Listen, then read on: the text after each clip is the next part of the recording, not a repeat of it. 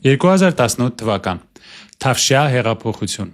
Արդարության, կոռուպցիայի և օլիգարխիայի վերջի խոստումներ մեզ պատմում էին մարդակենտրոն տնտեսության մասին։ Եվ ահա, գրեթե 8 տարի անց պաշտոնական վիճակագրությունը Հայաստանի համար աննախադեպ բարգավաճման պատկեր է նկարում։ Տնտեսական այնպիսի աճ, որին կնախանձեին նույնիսկ աշխարհի ամենազարգացած երկրները։ Բայց ինչ է թաքնված այս թվերի ու պետական քարոզիչների աղմկոտ վերնագրերի հետևում։ Եկեք նախ նայենք այս երկու գրաֆիկին։ Այսպիսով, ինչ ենք տեսնում։ Առաջին գրաֆիկում Հայաստանի անվանական հնան վարչապետի օրոք կրկնապատկվել է, իսկ մեկ շնչին ընկնող հնայի ֆենոմենալ աճ է գրանցել ավելի քան 2 անգամ։ Թվում է, սա աննկարագրելի հաջողություն է։ Փայլուն արդյունքներ, որոնց մասին մեզ անդադար պատմում են կառավարության վերահսկողության տակ գտնվող լրատվամիջոցները։ Բայց մի հարց տվեք ինքներդ ձեզ. արդյոք ձեր կյանքը 2 անգամ լավացել է այս իշխանության գալուց հետո։ Վերջին 7 տարում կարողանում եք 2 անգամ ավելի շատ սնունդ կամ հագուստ գնել, կամ 2 անգամ ավելի հաճախ մեկնել հանգստի։ Կարծում եմ պատասխանը ակնհայտ է։ Այս տարիներին նման բան իրենց թույլ են տվել միայն այս խմբի մերձավորները։ Ավելին, կան թվեր, որոնց հետ վիճել անհնար է։ Այս կառավարության օրոք մեր երկրում աղքատների թիվը գրեթե չի փոխվել։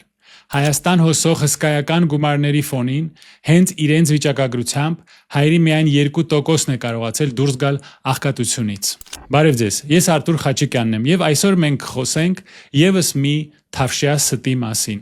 մեր տնտեսական աննախադեպ վերելքի առասպելի մասին։ Վերջին 7 տարում կառավարությունը այնքան պարտք է կուտակել, որ մեր երեխաները ու թոռները դեռ երկար վճարելու են դրա համար, որովհետև հայկական տնտեսական հրաշքը իրականում 2 տարբեր տնտեսությունների մասին է։ Մեկը զեկույցներում է, մյուսը մարդկանց գրպաններում, փողոցներում ու հոգսերի մեջ։ Այսօր կխոսեմ այն մասին, թե ինչու են այս բոլոր տնտեսական հաջողությունները ընդամենը պատրանք։ Ժամանակն է պատասխանել հարցերին. ով եւ ինչպես Հայաստանին նստեցրեց պարտքային ասեղի վրա,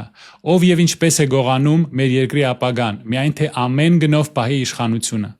Եկեք հասկանանք։ Հայաստանում հնայի աճի գլխավոր պատճառներից մեկը այս կառավարության անխնա վարկերն են։ Ընդամենը մի քանի թիվ բերեմ, նայեք այս պարզ գրաֆիկին։ Երբ 2018 թվին այս անձը եկավ իշխանության, Հայաստանի պետական պարտքը մոտ 6.5 միլիարդ դոլար էր, իսկ 25 թվականի վերջին այն անցավ 14.5 միլիարդի շեմը։ Այսինքն 7 տարում այս անձը ու իր թիմը ավելի շատ պարտք են վերցրել, քան նախկինները 30 տարում։ Մեր պարտքը կրկնապատկվել է։ Ուստի, երբ ձեզ պատմում են կառուցված դպրոցների, ճանապարհների ու հիվանդանոցների մասին, իմացեք, դրանք կառուցվել են ձեր երեխաների ու թոռների հաշվին վերցրած փողերով։ Սա այս անձի վստակված փողը չէ, նա ուղղակի այն հանել է ձեր գրպանից, առանց ձեզ տեղյակ պահելու։ Հիմա միայն այդ պարտքի տոկոսները վճարելու համար տարեկան ծախսվում է մոտ 1 միլիարդ դոլար, եւ այս թիվը միայն աճելու է։ Այս անձի օրոք պարտքի բեռը Հայաստանի յուրաքանչյուր քաղաքացու վրա նորածնից մինչև տարեկ հասել է 5000 դոլարի։ 2025 թվականի բյուջեում պարտքի սպասարկման ծախսերը, այսինքն միայն տոկոսավճարները, արդեն ռեկորդային մակարդակի են հասել։ Այս միլիարդավոր դրամները այլևս չեն ուղղվի գործարաններ կառուցելուն, ձեր գյուղի դպրոցը նորոգելուն կամ թոշակները բարձրացնելուն։ Դրանք ուղղակի գնում են օտարերկրյա բանկերին ու հիմնադրամներին, որպես վերցրած պարտքի տոկոս։ 2025-ից 26 թվականների տոկոսավճարները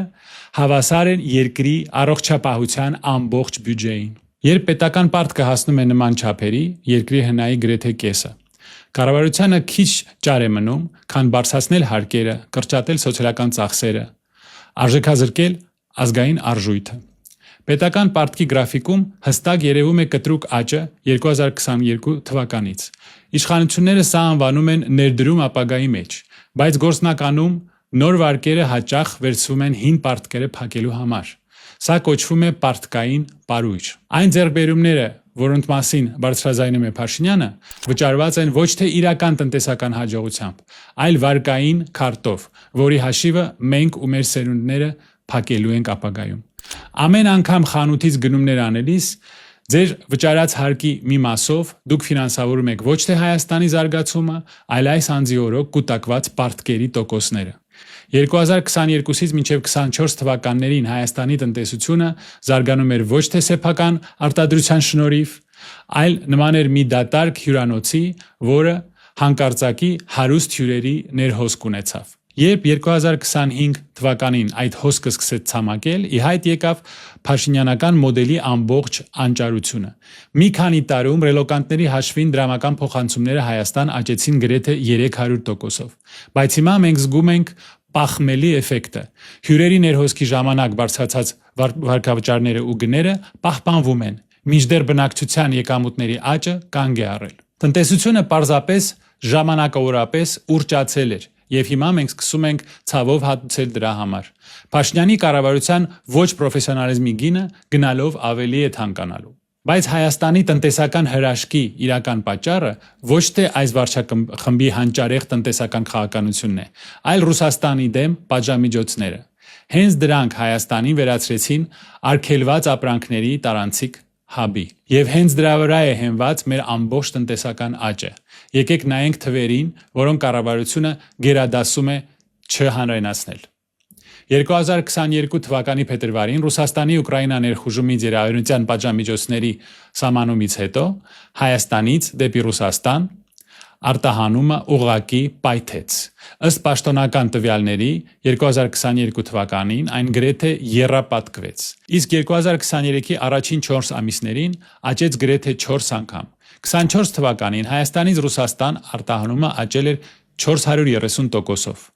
մինչ պատերազմային շրջանի համեմատ։ Տպավորիչ է հնչում, այդպես չէ։ Բայց կա մի փոքրիկ խնդիր։ Հայաստանը ֆիզիկապես ի վիճակի չէ այդքան ապրանք արտադրել։ Մենք չունենք ոչ համապատասխան գործարաններ, ոչ տեխնոլոգիաներ, ոչ էլ աշխատուժ նման թռիչքի համար։ Այս դեպքում որտեղից է հայտնվել այդ բոլոր ապրանքները։ 2022 թվականին The New York Times-ը հրապարակեց մի բացահայտող նյութ։ Ըստ ԱՄՆ-ի արդյունաբերության եւ անվտանգության բյուրոյի տվյալների 22 թվականին Հայաստանը ԱՄՆ-ից ներկրել է 515%-ով ավելի շատ միկրոչիպեր եւ պրոցեսորներ, քան 21 թվականին։ Եվրոմիությունից 212%-ով ավել։ Իսկ հիմա ամենահետաքրքիրը, այդ միկրոչիպերի 97%-ը հետագայում վերարտահանվել է Ռուսաստան։ Հայաստանը վերածվել է բարձր տեխնոլոգիական արտադրանքի փոխաբեռնման կետի։ New Eastern Europe հետազոտության համաձայն Հայաստանի ներկրումը տարբեր երկրներից աճել է ֆենոմենալ տեմպերով։ Վիետնամից 370%, Մեքսիկոյից 324%, Ճապոնիայից 252%։ Հետազոտողները շեշտում են, որ Հայաստանը չունի ոչ արդյունաբերական պոտենցիալ, ոչ էլ ռեսուրսներ մեկ տարվա ընթացքում դեպի Ռուսաստան արտահանումը նման չափերով ավելացնելու համար։ Այս ամենը վերարտահանում է պատժամիջոցները շրջանցելու սխեմա։ Բայց միկրոչիպերը դեռ ամենը չեն։ Ըստ Ազատություն ռադիոկայանի տվյալների 23 թվականին Հայաստանից Ռուսաստան օգտագործված մեքենաների վերարտահանումը ավելի քան կրկնապատկվել է։ 2024 թվականին Siendo գիտական ամսագրում հրապարակված հետազոտությունը ցույց է տալիս, որ երրորդ երկրների դեմ ուղղված երկրորդային պատժամիջոցները կտրուկ նվազեցրել են մեքենաների ուղիղ արտահանումը Վրաստանից Ռուսաստան։ Բայց փոխարենը շեշտակի աճել է մեքենաների հոսքը Վրաստանից դեպի Հայաստան, Ղազախստան եւ Ղրղըզստան, որոնք Ռուսաստանի հետ միևնույն առևտրային բլոկում են։ Պարզ ասած, արևմտյան մեքենաները Վրաստանով մտնում են Հայաստան, այստեղից էլ Ռուսաստան։ Իսկ հիմա ամենազավեշտալի ու բնադրական օրինակի մասին։ 25 թվականի հունիսին հայկական ծաղիկների շուրջ մեծ սկանդալ պայթեց։ Ռոսսոլխոզնadzորը սպառնաց արգելել Հայաստանից ծաղիկների ներկրումը։ Պաշտոնական պատճառը այն էր, թե իբր հայկական ծաղիկները չեն համապատասխանում ռուսական չափանիշներին, եւ դրանց մեջ հաճախ կարանտինային օբյեկտներ են գտնում։ Բայց իրականում Ռուսաստանը կասկածում էր, որ Հայաստանը պարզապես վերարտահանում է երրորդ երկրների ծաղիկները։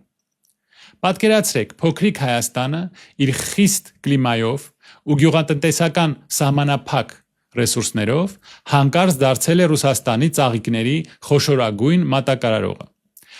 Անհասկանալի է, չէ՞։ Հայաստանի էկոնոմիկայի նախարարությունը նույնիսկ հերքում տարածեց, թե արտահանող ընկերությունները այլ երկրներից ծաղիկ չեն ներկրում, բայց ռուսական կողմը ակնհայտորեն չհավատաց այդ հավաստիացումներին։ 2023-ի սկզբին ամերիկացի եւ եվրոպացի պաշտոնյաների անհանգստությունը հասավ գագաթնակետին։ Ըստ New Eastern Europe նրանց ուշադրության կենտրոնում հայտնվեց Հայաստանի տարածքում անցնող միկրոչիպսերի ու էլեկտրոնային սարքերի 8 զգայուն կատեգորիա։ Պատժամիջոցների հարցերով ԵՄ հատուկ բանագնաց Դեվիդ Օ'Սալիվանը հայտարարեց, որ Բրյուսելը լուրջ քայլեր է ձեռնարկում, որպեսզի գործընկեր երկրները չօգնեն շրջանցել պատժամիջոցները։ 2023 թվականի մայիսին Հայաստանի կառավարությունը խստացրեց արտահանման հսկողության օրենսդրությունը։ Հիմա տեղական արտահանողներին կառավարության թույլատրություն է պետք արտասահման միկրոչիպսեր, տրանսֆորմատորներ, տեսախցիկներ եւ այլ էլեկտրոնային սարքեր վաճառելու համար։ Ամենաուժեղ հարվածը հասցվեց ոսկու միջոցով։ The Insider եւ հետքի հետաքննությունը, որը հրապարակվեց 24 թվականի նոյեմբերին, բացահայտեց, որ հայկական ընկերությունները օգնել են Ռուսաստանին շրջանցել ոսկու առևտրի էմբարգոն։ Ազդեցիկ քաղաքական գործիչների աջակցությամբ 22 թվականից ի վեր միլիարդավոր դոլարների ոսկի է ներկրվել Հայաստան։ Բայց թանկարժեք մետաղը երկրում չի մնացել, այլ դեպի Արաբական Միացյալ Էմիրատներ ոսկու արտահանումը ռեկորդային ցուցանիշների է հասել։ Eurasia-Net-ի 25 թվականի հունիսի 10-ի տվյալներով Հայաստանի արտաքին առևտրաշրջանառությունը 25 թվականից առաջի 4 ամիսների ուղղակի գահավիժել է։ Առևտրի ընդհանուր ծավալը կազմել է 6.3 միլիարդ դոլար, սա 24 թվականի նույն ժամանակաշրջանի համեմատ ահռելի 53%-ի անկում է։ Պատճառը ոսկու ու ադամանդների ներկրման եւ արտահանման կտրուկ նվազումն է։ Ըստ Insider-ի 25 թվականի հունիսի դրությամբ Հայաստանը զգալիորեն կրճատել է ռուսական ոսկու վերարտահանումը, ինչի պատճառով Ռուսաստանի հետ երկկողմ առևտուրը տարեսկզբից նվազել է 3 միլիարդ դոլարով։ Ռուսաստանի փոխվարչապետ Ալեքսեյ Օվերչուկի խոսքով տարեկան ընդհանուր անկումը կկազմի շուրջ 6 միլիարդ դոլար։ Ինչպես հայտնում է Horizon Weekly 26 թվականի հունվարի դրությամբ, Հայաստանի եւ Ռուսաստանի միջև առևտուրը նվազել է մինչև 6 եւ 7 միլիարդ դոլար։ Սա նախորդ տարվա համեմատ գրեթե 50% անկում է։ 25 թվականի առաջի կեսին Հայաստանից ոսկու արտահանումը կրճատվել է 4 անգամ։ Այս ամենի ֆոնին տրամաբանական հարց է առաջանում. իսկ ինչ է կատարվում իրական տնտեսության մեջ։ Այստեղ պատկերը մխիթարական չէ։ Մինչ կառավարությունը մեզ պատմում է հնայի աճի մասին, որի հիմքում կազինոներն են, բանկերը ու ռեստորանները, իրական հատվածը, արդյունաբերությունը անկում է ապրում։ Հայաստանը վերածվում է առնեմ ծախեմի ու մատուցողների երկրի, կորցնելով իրական արտադրության հիմքերը։ Ըստ վիճակագրական կոմիտեի 25 թվականին արդյունաբերական արտադրանքի ծավալը նվազել է 1.2%-ով։ Գյումրիի, Վանաձորի, Հրազդանի գործարանները կամ կիսատ են աշխատում, կամ փակվում են։ Նոր աշխատատեղերը հիմնականում Երևանում են, սպասարկման ոլորտում։ Գյուղատնտեսության բաժինը հնայում նվազում է, մոտ 11%-ով։ Արտադրականությունը մնում է ցածր, իսկ փոքր ֆերմերները անմրցունակ են։ Երկիրը շարունակում է ներկրել սննդամթերքի մեծ մասը։ Մտեք Երևանի կամ Գյումրիի ցանկացած խանութ, հագուստը, տեխնիկան, լվացող միջոցները եւ նույնիսկ տարրական մթերքները, հացահատիկը, ձեթը, շաքարավազը 90%-ով ներկրված են։ Լինելով գյուղատնտեսական երկիր, մենք ներկրում ենք ցորեն, ձեթ, շաքար եւ նույնիսկ միս։ Փաշինյանի օրոք հիմնական մթերքների գծով երկրի ինքնաբավությունը մակարդակը իջել է 50%-ից։ Փաշինյանի կառավարման տարիներին սնունդը ու բնակարանը հայերի մեծ մասի համար դարձել են անհասանելի շքեղություն։ Մենք ավելի շատ ենք ծախսում նրանց վրա, բայց կյանքի որակը չի լավանում։ Վերջի 8 տարվա ընթացքում շաքարավազը, ձեթը, ալյուրը ու միսը թանկացել են 60-ից մինչև 120%-ով։ Ընտանիքների սննդի ծախսերը կրկնապատկվել են, ուտելով եկամուտների ահռելի բաժինը։ Բնակարանների գները թռել են 50-ից 100%-ով, իսկ վարձակալությունը թանկացել է 2-ից 3 անգամ։ Երևանում $300 տրվող բնակարանը հիմա առաջարկվում է $900։ Եթե 2018-ին մեկ մարդու նորմալ ապրելու համար պետք էր $400-500, ապա 26-ին այդ թիվը հասել է $800-900։ Սա ավելի է խորացրել անապահովության զգացումը եւ անհավասարությունը հասարակության մեջ։ Այսօր Հայաստանը հիշեցնում է մի տնտեսական կղզի, որը գրեթե ոչինչ չի արտադրում, այլ միայն սպառում է ներկրվածը։ Մենք միլիարդավոր դոլարներով ավելի շատ գնում ենք դրսից, քան վաճառում ենք մեր սեփական ապրանքը։ Մենք նման ենք մի մարդու, որը պարտքերով է ապրում, ու հորևանի խանութից գնում է բացարձակապես ամեն ինչ, նույնիսկ ջուրը, թեև Փաշինյանը լրիվ այլ բան էր խոստանում, բայց ոչինչ չի արվել, ոչ մի բան։ Նայեք այս թվերին, 25 թվականի դեկտեմբերին, ըստ վիճակագրական կոմիտեի տվյալների,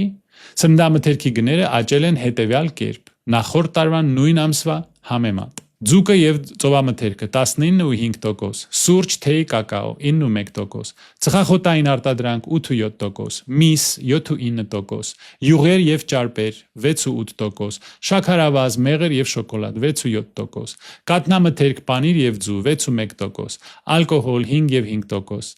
հացաբուլկեղեն եւ ձավարեղեն 3.9%, ջուր 3.3%, միրգ 0.7%, միայն բանջարեղենն է ժանացել 7.5%-ով։ 25 թվականի դեկտեմբերին Հայաստանում ընդհանուր գնաճը կազմել է 3.3%, իսկ միայն վերջին ամսվա ընթացքում գները բարձրացել են 1.2%-ով։ Սննդամթերքի եւ ոչ ալկոհոլային ըմպելիքների ոլորտում պատկերն ավելի մտահոգիչ է։ Այստեղ տարեկան գնաճը հասել է 4.3%-ի, իսկ մեկ ամսվա աճը կազմել է 2.9%։ Finport AM գործակալության տվյալներով 25 թվականին սննդամթերքի կտրուկ թանկացումը կազմել է 4.6%։ Համաշխարհային բանկը արձանագրում է, որ 24 թվականի վերջին Հայաստանում գնաճը հասել է վերջին 2 տարվա առավելագույն ցուցանիշին։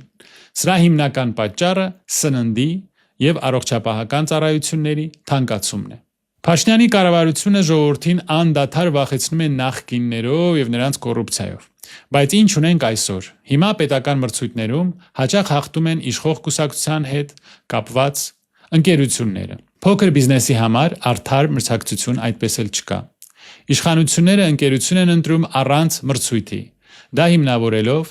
հրատապությամբ։ Նման գնումների զգալի մասը բաժին է ընկնում բարձրաստիճան պաշտոնյաների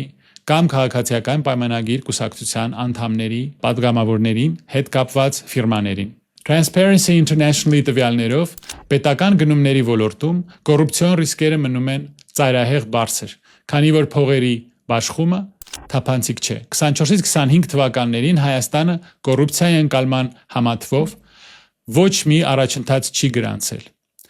Մենք դոփում ենք տեղում, մինչդեռ իշխանության նոր ընկերները տիրանում են բյուջեին։ Սա արագ փող է, այլ ոչ թե կայուն զարգացման հիմք։ Իսկ բրիտանական Lloyd բանկը պնդում է, որ Հայաստանի տնտեսության 40%-ը դեռևս գտնվում է ստվերում։ Չնայած օտարերկրյա ներդրումների աճին, դրանց հիմնական մասը ուղղվում է առևտրի եւ սպասարկման ոլորտներ, որոնք կապված են վերարտահանման հետ։ Արտադրության, բարձր տեխնոլոգիաների ու գյուղատնտեսության մեջ ներդրումները մնում են պատմական նվազագույնի վրա։ Ներդրողները չեն վստահում Փաշինյանի կառավարությանը, դրա համար էլ խուսափում են երկրաժամկետ ծրագրերից։ 21 թվականին Փաշինյանի կառավարությունը խոստացավ մինչև 26 թվականը աղքատությունը կրճատել կրկնակի, բայց պաշտոնական 21 եւ 7%-ը ընդամենը միջին թիվ է։ Իրականում Շիրակի կամ Լոռու մարզերում աղքատության մակարդակը հաճախ անցնում է 30-40%-ը։ Ինչ է սա նշանակում հասարակ մարդու համար։ Աղքատությունը Հայաստանում այսօր միայն սննդի պակասը չէ։ Դա այն է, երբ մարդը 8-ից 10 ժամ աշխատելուց հետո չի կարողանում վճարել ձմռան ջեռուցման համար կամ երեխայի համար նոր կոշիկ գնելը։ Պետական քարոզիչները մեզ անընդհատ պատմում են հնայի աճի մասին, բայց հացի, ձեթի եւ մսի գները ավելի արագ են աճել, քան մարդկանց աշխատավարձերը։ Արդյունքում թղթի վրա դու 5%-ով հարստացել ես, բայց խանութում կարող ես 10%-ով ավելի քիչ ապրանք գնել։ Եվ սա դեռ ամենը չէ։ Հայաստանը վերածվում է քաղաք-պետության։ Գրեթե ողջ փողը, նոր գրասենյակները եւ թանկարժեք մեքենաները կենտրոնացած են Երևանի կենտրոնում։ Սա IT դրախտ է ընտրյալների համար, որտեղ աշխատավարձերը հասնում են միլիոնների։ Դա հրաշալի է, բայց այդ փողերը պտտվում են մարդկանց նեղ շրջանակում։ Մինչդեռ գյուղատնտեսության մեջ կամ մարզային գործարաններում աշխատավարձը տատանվում է 120-ից 150 հազար դրամի սահմաններում։ Հարուստ IT մասնագետի ու պաշտոնյայի եկամուտների տարբերությունը սովորական բանվորի համեմատ աճել է տասնյակ անգամներով։ Ըստ համաշխարհային բանկի Հայաստանում անհավասարության մակարդակը մնում է ամենաբարձրերից մեկը տարածաշրջանում։ Մինչ Երևանի կենտրոնում միլիոնավոր դոլարների բիզնես կենտրոններ են կառուցվում, Մարտունի գյուղերում մարդիկ վարարանները աթարով են վառում, որովհետև գազը թանկ է, իսկ աշխատանք չկա։ Կառավարությունը բոլորի եկամուտները գումարում է իրար ու ասում է՝ միջինում ամեն ինչ հիանալի է։ Այս կառավարության հաջողությունը Երևանի վիտրինայի կամ ֆասադի հաջողություն է։ Բայց այդ ցուցափեղկից այն կողմ դատարկվող գյուղերն են ու մարդիկ, ովքեր ապրում են օրվա հացի փողով եւ ոչ մի օգուտ չեն տեսնում բյուջեի միլիարդներից։ Վերջերս այս անձը հայտարարեց, թե գտել է աղքատության արմատը։ Ըստ նրա, պատճառը կրթությունն է, իսկ ավելի կոնկրետ նախկինների քանդած դպրոցները։ Դուք կարող եք չսիրել նախկիններին, բայց սա ուղղակի անհարգալից վերաբերմունք է մարդկանց բանականության նկատմամբ։ Եթե աղքատության պատճառը քանդված դպրոցներն են, ապա ինչպես է ստացվում, որ հենց այդ նույն դպրոցների պայմաններում մեկ շնչին ընկնող հնայի ռեկորդային աճ է գրանցվում։ Սա պարզապես տրամաբանությունից զուրկ արդարացում է։ Չնայած մեծ հայրենադարձության մասին լոզունգներին, վիճակագրությունը հակառակն է ցույց տալիս։ Վերջին տարիներին Հայաստանից հեռացողների թիվը կայուն կերպով գերազանցում է վերադարձողների թվին։ 24 թվականին այդ տարբերությունը կազմել է մոտ 30,000 մարդ։ Միգրացիայի միջազգային կազմակերպության տվյալներով Հայաստանում տնային տնտեսությունների գրեթե 25%-ը ունեն առնվազն մեկ անդամ, որ աշխատում է արտերկրում, հիմնականում Ռուսաստանում եւ Եվրոպայում։ Լավագույն բուհերի շրջանավարտների մոտ 40%-ը երազում է ուսումը շարունակել դրսում եւ չի պատրաստվում վերադառնել Հայաստան։ Քանի որ Հայաստանի տնտեսությունը պարզապես չի կարողանում նրանց բարձր տեխնոլոգիական աշխատատեղեր ապահովել։ Շուտով գյուղական ամբուլատորիաներում ոչ մի որակյալ վիրաբույժ չի մնա։ Երբ երիտասարդությունը հեռանում է, սոցիալական վճարները անող չի մնում ու ապագայում պետությունը պարզապես փող չի ունենա թոշակ վճարելու համար։ Առանց երիտասարդների գյուղերը մեռնում են, դպրոցները փակվում են, իսկ կյանքը Երևանից դուրս կանգ է առնում։ Արդյունքում Հայաստանը արտահանում է իր լավագույն մարդկանց, բայց ներկրում է ապրանքներ ու օտարի վարկեր։ Սա երկիրը տրանսֆերներով ապրող ծերանոցի վերածելու ճանապարհ է։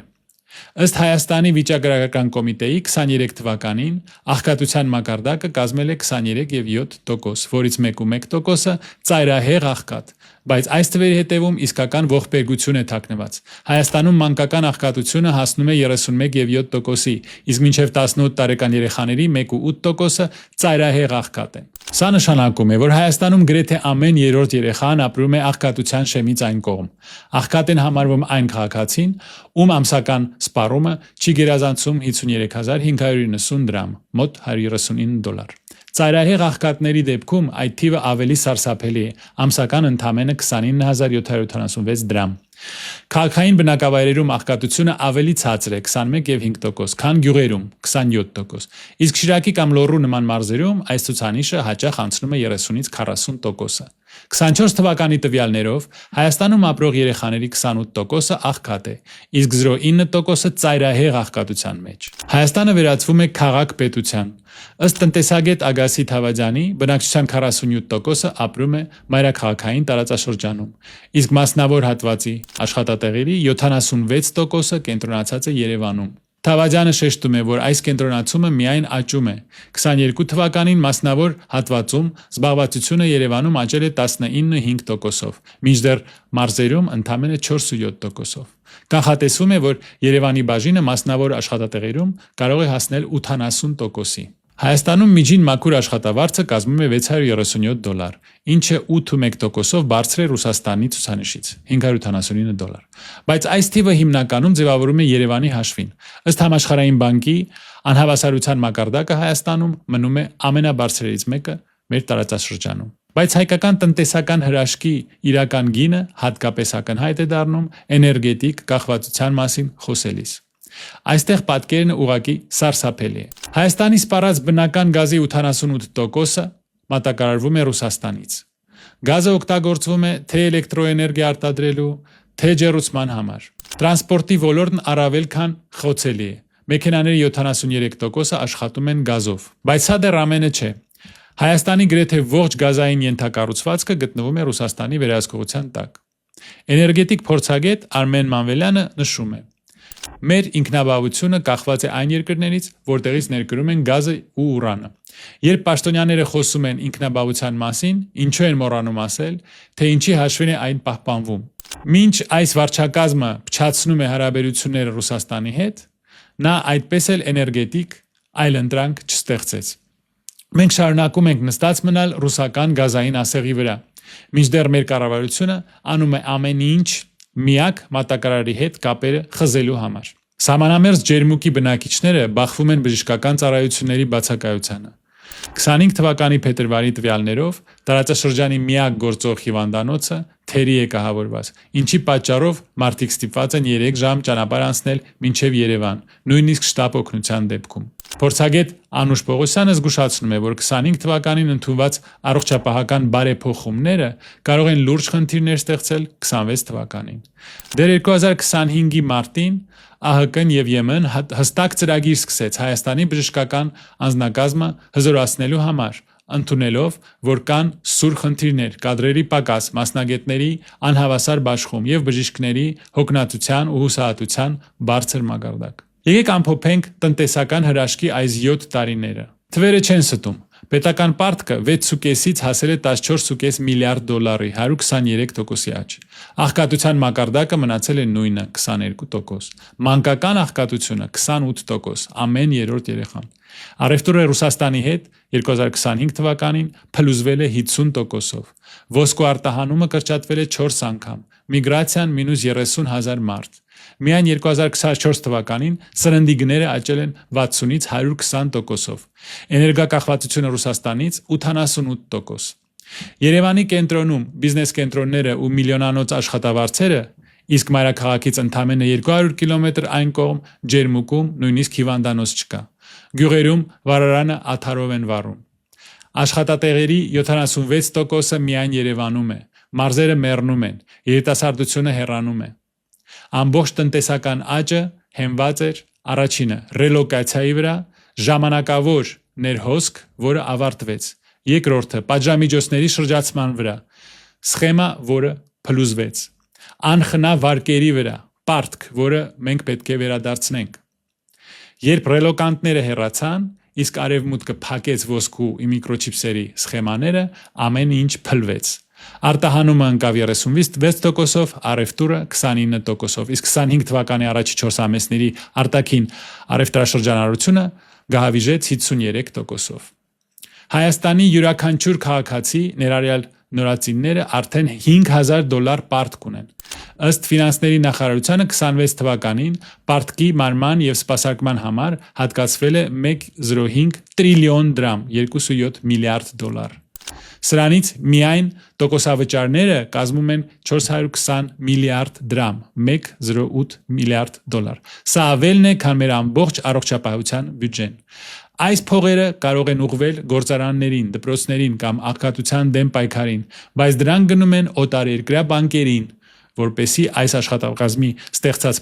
պարտքերը մենք մուծենք։ Սա տոկոսն է այդ պարտքերի։ Բյուջեի եկամուտների գրեթե 1/3-ը գնում է պարտքի սպասարկմանը։ Ինչ մնաց վերջում։ Դատարկ գրասենյակներ, հեռացած ռելոկանտներից հետո, անհասանելի գներով անշարժ գույքի շուկա, փչացած հարաբերություններ էներգակիրների մատակարարի հետ, 40% ստվերային տնտեսություն, 0 առաջընթաց, կոռուպցիայի դեմ պայքարում։ Տասնամյակների համար կուտակված պարտքային ռումբ։ Փաշինյանը եկավ մարդակենտրոն տնտեսության լոզունգներով, բայց ստեղծեց տնտեսություն ընտրյալների համար,